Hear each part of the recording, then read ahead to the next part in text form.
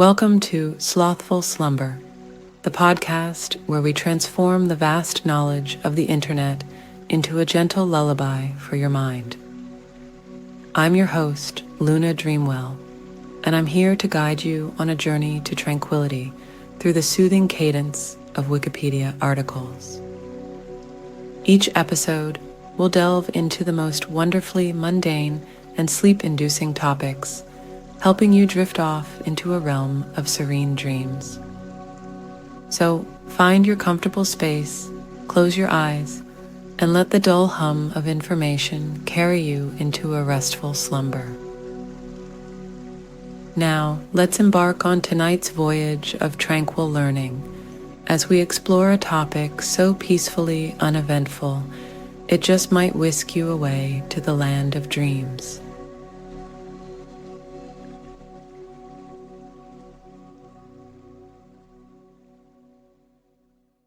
This Wikipedia article is titled Mythologies of the Indigenous Peoples of the Americas. The Indigenous peoples of the Americas comprise numerous different cultures. Each has its own mythologies, many of which share certain themes across cultural boundaries. In North American mythologies, common themes include a close relation to nature and animals, as well as belief in a great spirit that is conceived of in various ways. Northern America. There is no single mythology of the indigenous North American peoples, but numerous different canons of traditional narratives associated with religion, ethics, and beliefs.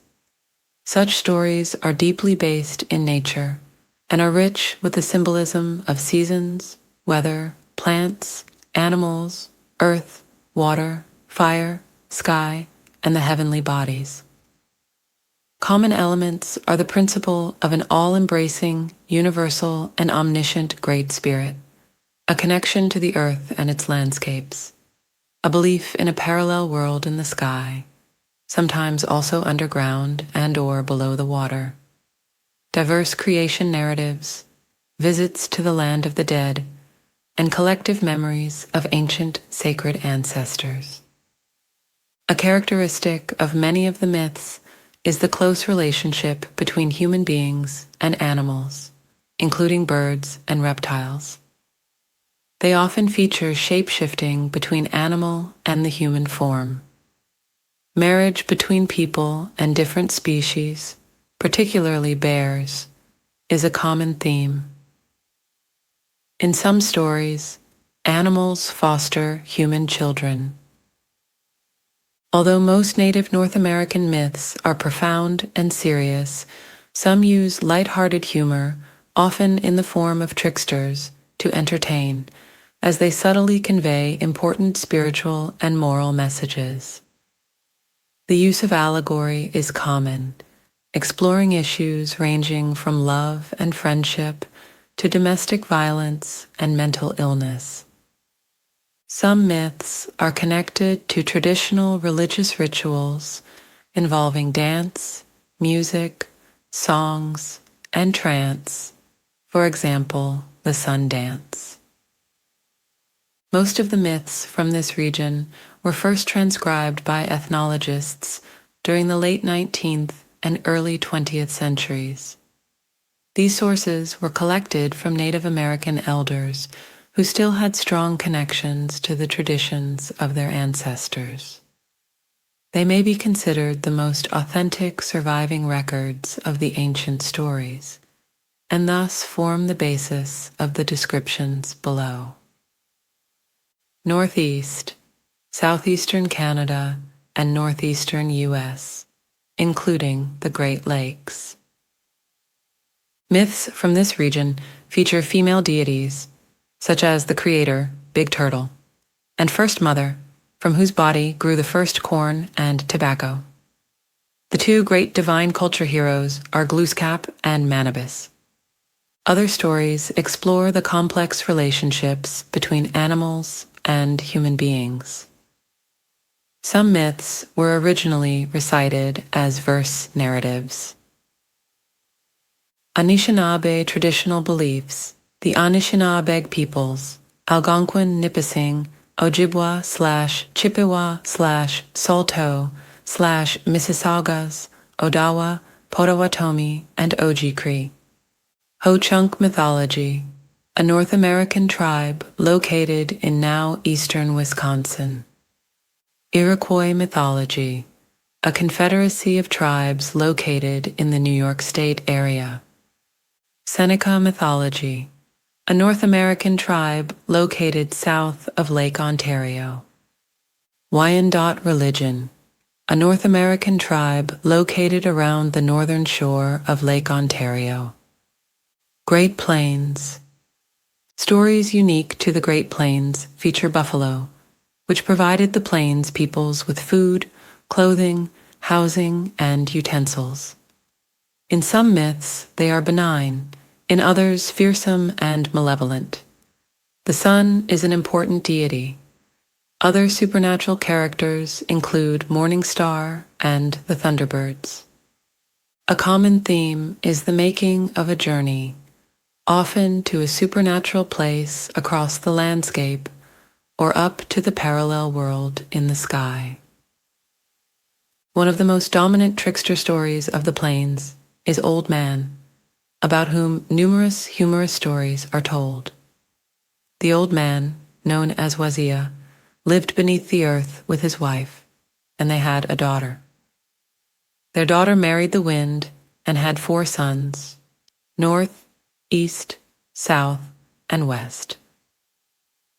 The sun, moon, and winds then ruled the universe together. An important supernatural hero is the blood clot boy, transformed from a clot of blood. Southeastern U.S. Important myths of this region deal with the origin of hunting and farming and the origin of sickness and medicine.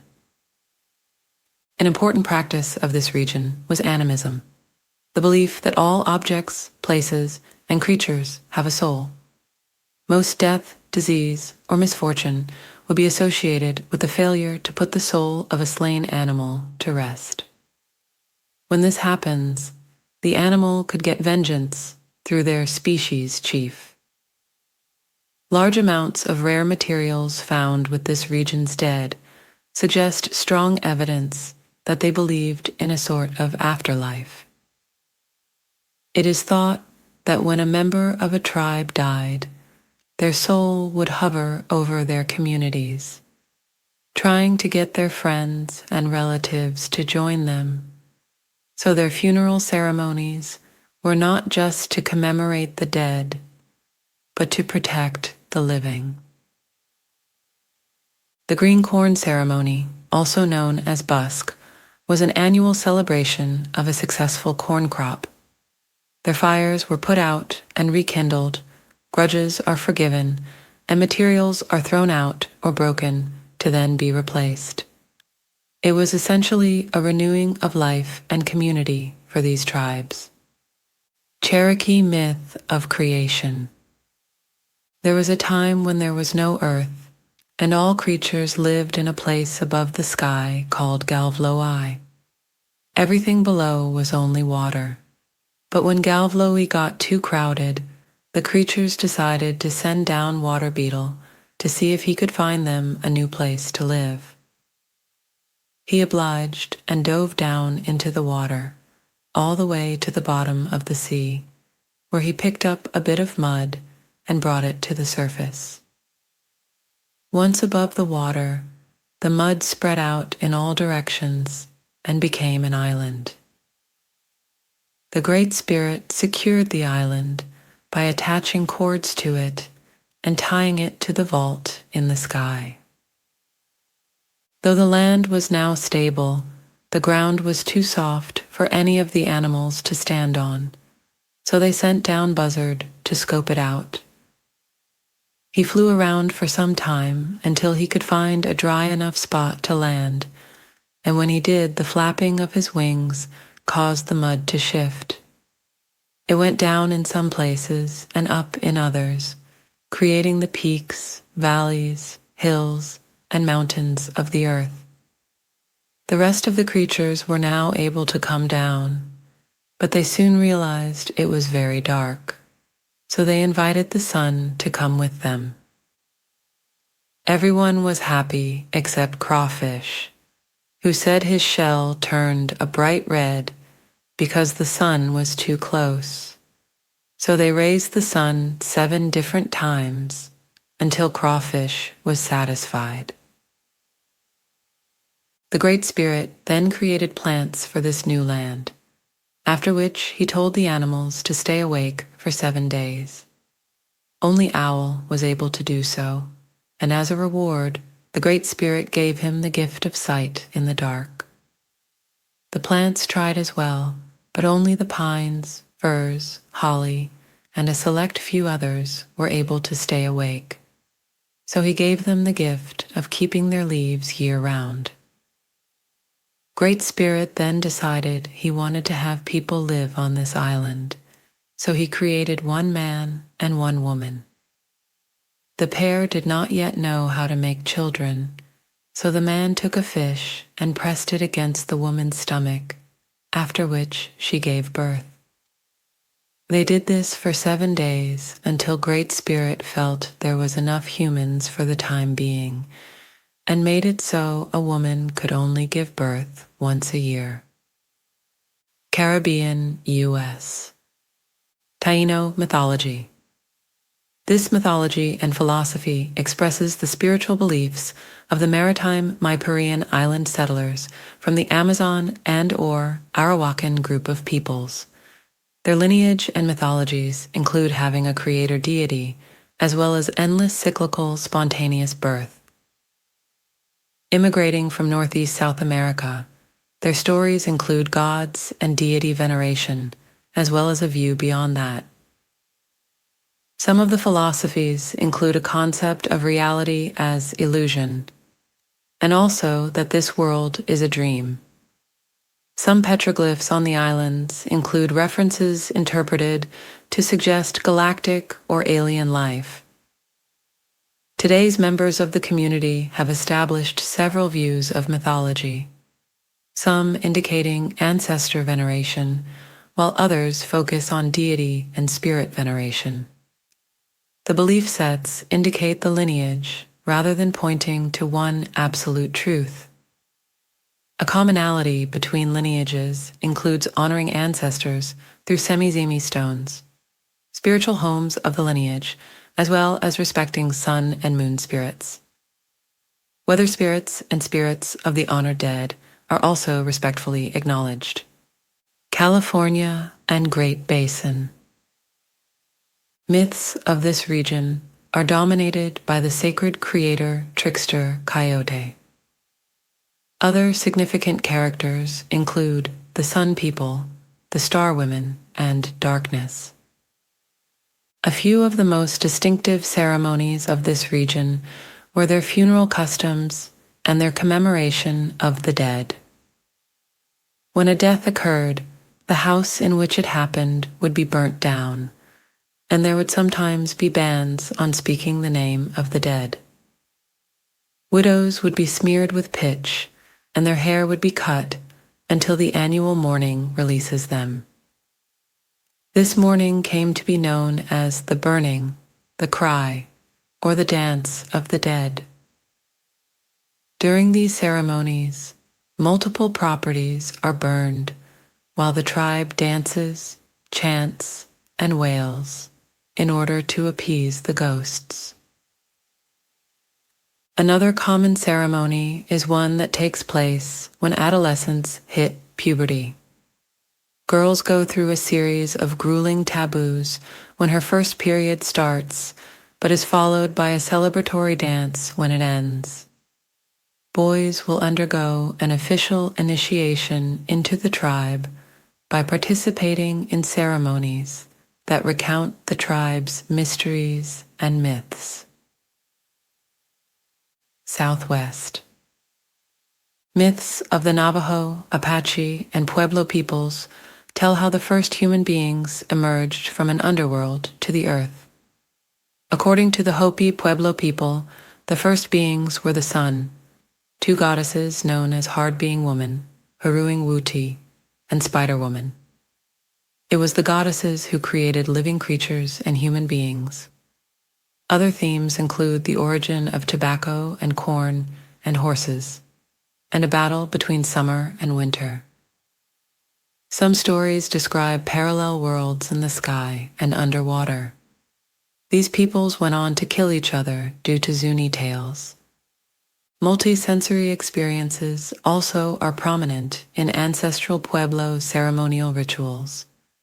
For example, to evoke a paradisiacal realm, Chacoan people would perform sensorial ceremonies by use of exotic artifacts, such as turquoise, shell, cacao, copper bells, and macaws. Plateau. Myths of the Plateau region express the people's intense spiritual feeling for their landscapes and emphasize the importance of treating with respect the animals that they depend upon for food. Sacred tricksters here include coyote and fox. Arctic, coastal Alaska, northern Canada, and Greenland. The myths of this region are strongly set in the landscape of tundra, snow, and ice.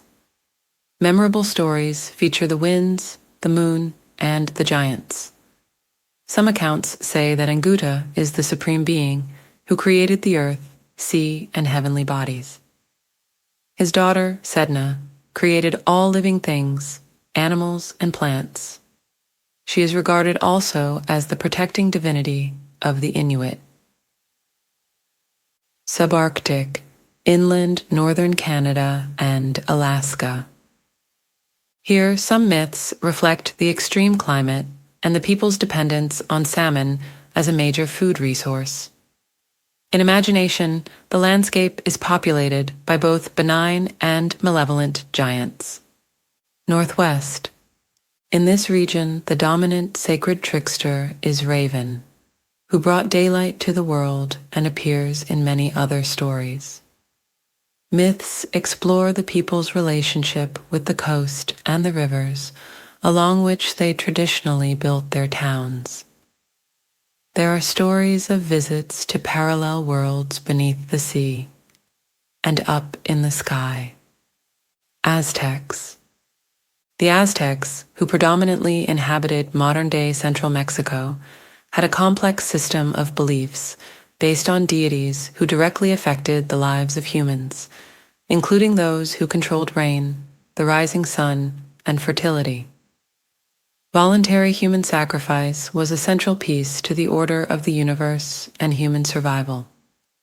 The Aztecs viewed people as servants and warriors of the gods, whom were not merciful or generous, but all-powerful beings that needed to be fed and appeased in order to avoid disaster and punishment. Thus, the concept of human sacrifice emerged.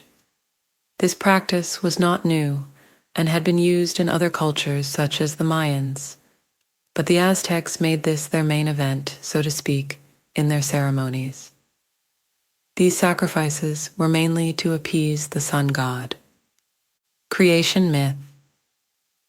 According to the Aztecs, the creation of the earth started with a god called Ometeotl, otherwise known as the dual god, as they were made from the union of Tonacatecutli and Tonacachihuatl, whom the Aztecs believed were the lord and lady of their sustenance.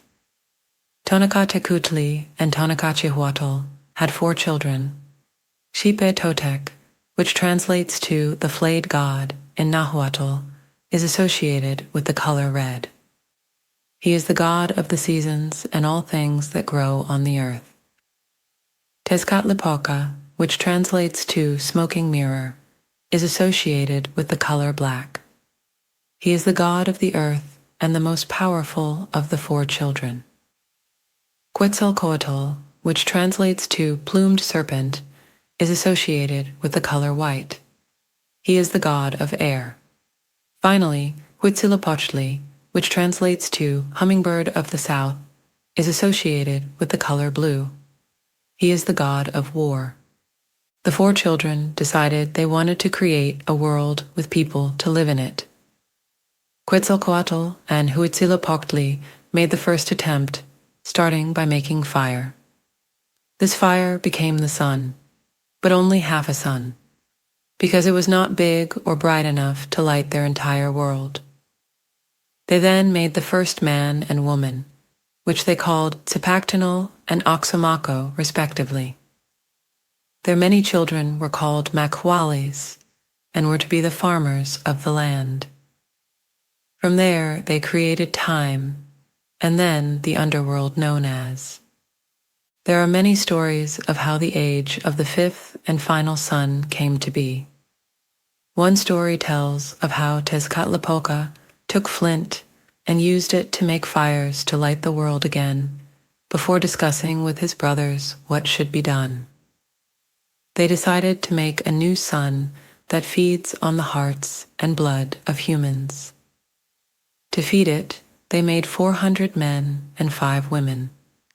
This is where the story goes into different directions. Some say that both Quetzalcoatl and Tlaloc wanted their sons to become the new sun, so they each threw their sons into one of the fires created by Tezcatlipoca. Tlaloc waited for the fire to burn out before throwing his son into the embers, so his son became the moon. Quetzalcoatl elected to throw his son directly into the fiery blaze, so he became the fifth and final sun that we see in the sky today. Another story tells of the gathering of the gods at the ancient city of Teotihuacan to discuss how to make a new sun. A god by the name of Nanahuatzin, god of disease, offered to throw himself into the fire and become the new sun. Being a weak and sickly god, the others thought he should not be the one to do it, and that a stronger and more powerful god should be the sun. Tecuchiztecatl, a very wealthy god, stepped forward and said he would do it, but was not able to find the courage to jump into the flames. Nanahuatzin, with little hesitation, then threw himself into the fire. Seeing his bravery, Tecuchiztecatl decided to jump in too. They were both transformed into suns, but the light was now too bright to see anything.